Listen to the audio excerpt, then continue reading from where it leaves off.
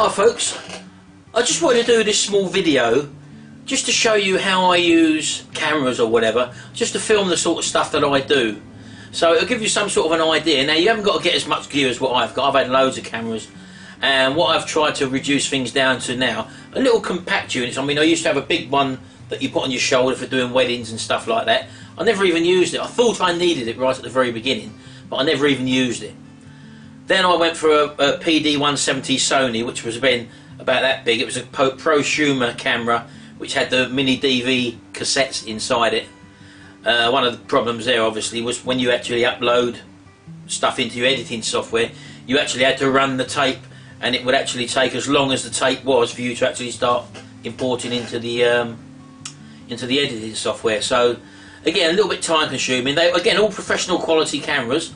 But then we went HD obviously, and I experimented with a few small handheld cameras like the flip cam, for example, which obviously you can use. But this was at a time when cameras in phones weren't very good.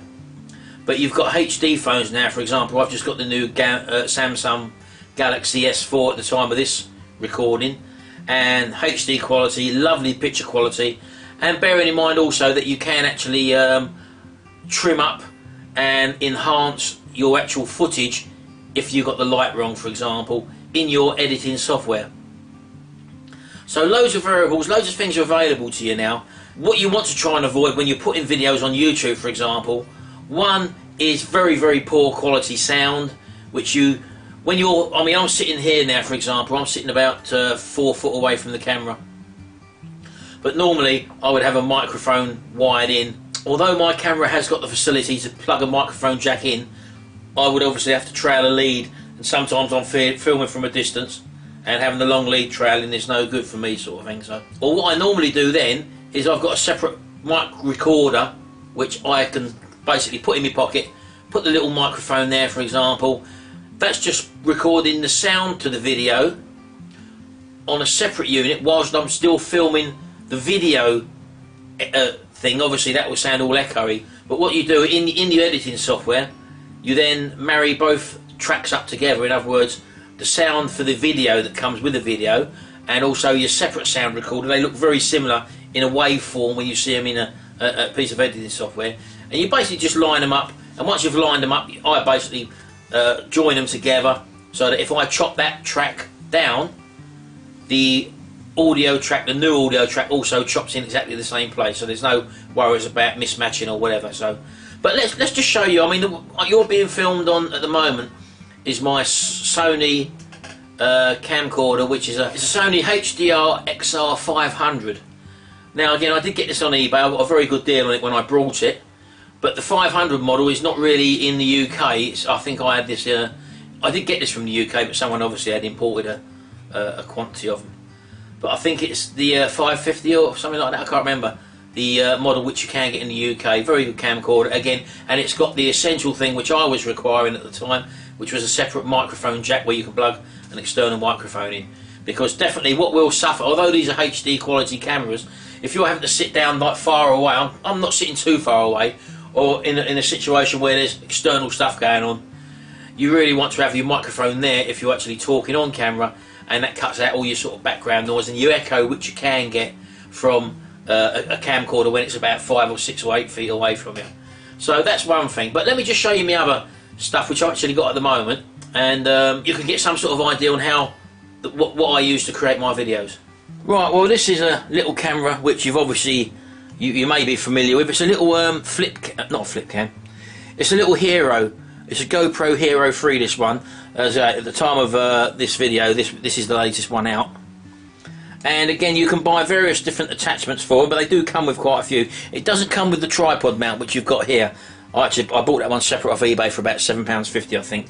And as I say, you can have it on a little tripod like that, for example. It does come with a multitude of cases.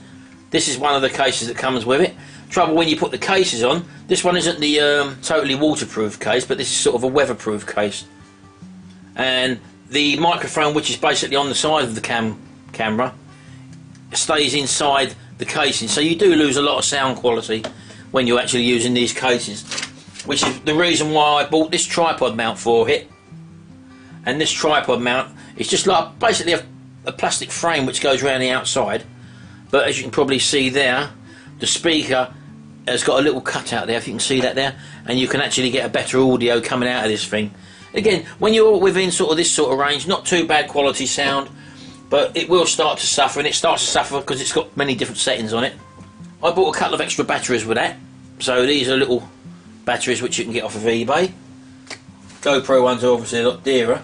But what I also bought, one of the things you've got with these GoPros, as I say, they don't come with any sort of thing on the back where you can actually see what you're actually queuing up. But they've got such a wide angle lens on them, 170 degrees wide angle lens, I think you got. But for this box, you can't. I brought one of these little LED screen, LCD screens, and this basically you can't plug it in there with this bracket on, obviously, but you have to take it out of the bracket, and you can then clip this in on the back, and it's basically got a viewer then, so you can actually view what you're watching if you're standing behind the camera. I've also got a waterproof case that houses this and the camera, but again, you've got no sound, so that's okay if you're using external sound. What I've also got is a pretty decent camera, because sometimes you don't want to be using your camcorder to snap images. Sometimes if I'm listing stuff on eBay, for example, I use a little digital camera. I've got a little 16 megapixel Canon there, as you can see. Nice and easy, nice viewer on the back of it, and I use that for just basically taking pictures off of for me eBay items when I sell something on eBay. So that's another thing I've got. This is my voice recorder. I've got a little woolly hat on it at the moment. This is to stop the wind, obviously. It's a little Tascam. What's the number on it? I can't see the number on it. But if you type in Tascam or voice recorder into eBay, you'll find it. Now this is quite an expensive piece of kit. You've got two types of mic. You've got an omnidirectional mic, and you've also got a unidirectional mic on this, and they're activated by little switches here. You can have a line input coming into it, so you can record stuff directly into it. And you've also got on the back there, you've got the switches for phantom power as well. So this will actually run the phantom power microphones, which I plug on the bottom there. Now my microphones, which I've got when I record my audios, when I'm doing DVD products, for example,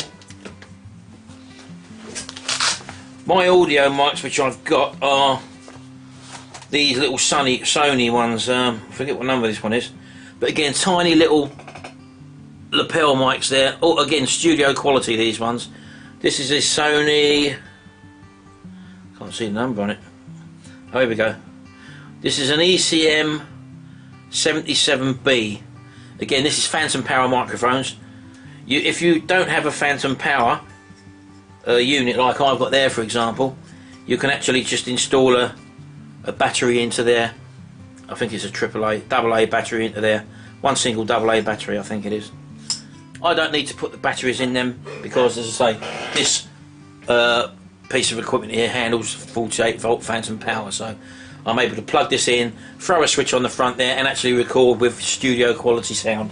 So yeah, that's what I normally do when I'm even when I'm filming with this. I'll overdub, because sometimes I'll have the main camera in one position there, and then I'll have the GoPro in a separate position, and I'll just use the audio from the recorder for both setups basically. But as I say, because I haven't got that actually on there now, what you can do, there's an app you can buy for your phone for the GoPro. There's an app you can get for your phone. It's not, you don't buy it, sorry. And I'm just going to activate it here. So you just turn it on. But before you turn it on, what you've got to do, you've got to pair up your device wirelessly with the GoPro. So you just go into your settings menu, for example, which I'm doing there. Your Wi-Fi. My GoPro is saved on here as GoPro Me. So I'm going to say connect. It's a very strong signal. My phone is now connected with the GoPro, so if I go back to the main page and then start the GoPro app, I'll try and do it so you can see. Now, and I'm going to ask to connect to the actual phone now. These are just videos of the day, photos of the day. These are other things which they show you on the app. And just press connect and control. And as you can probably see there now, there's the GoPro camera switched on. It's got a little bit of a delay on it, but that's no worries whatsoever. But what I'm saying to you is that if you're actually setting this up somewhere, I haven't got the camera on, the remote sensor in the back there. You can have that totally in a water-sealed container, like one of these for example, because you're not going to be using the sound from it. So you can line yourself up in the shot. You can actually change all your settings in here, for example, by pressing the settings menu. And you can see at the moment I've got this on wide field of view. Click on that, and as you can see, that's what it is there. Capture setting. You can do all your different settings where you can change them on your actual phone via this app. So you haven't got to go into the little menu on the actual phone itself there and press. The only two buttons you've got there is this button there and the one on the top. That's the turn it on and off and record button. Plus you've got the wireless button on the side there, sorry. But you can basically set your camera up from here. Just go back. You can line it up through there to get your shot correctly on the video, and then you can basically press the record button there. The trouble is when you press the record button, it won't show you the image, so you've got to set your camera up where you want it first of all, obviously, and then you press record, and then your screen will go blank because it don't actually record, show the preview, the recording, what you're actually doing. Until you press the stop button, then you'll see your screen again. So yeah, those are just little things that are available.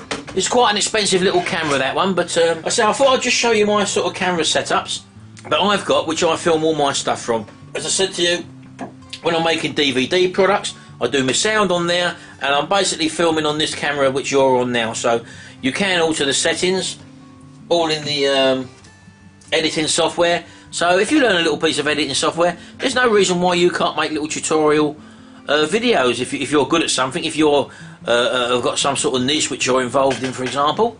So yeah, I mean, just give it a go. That's just to give you some sort of indication on the tools I use in my video and DVD creation business.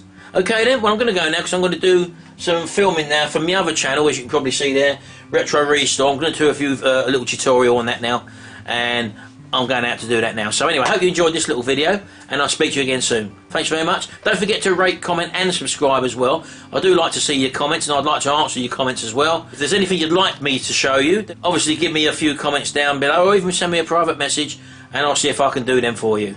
Anyway, speak to you again soon. Thanks very much indeed. Bye bye now.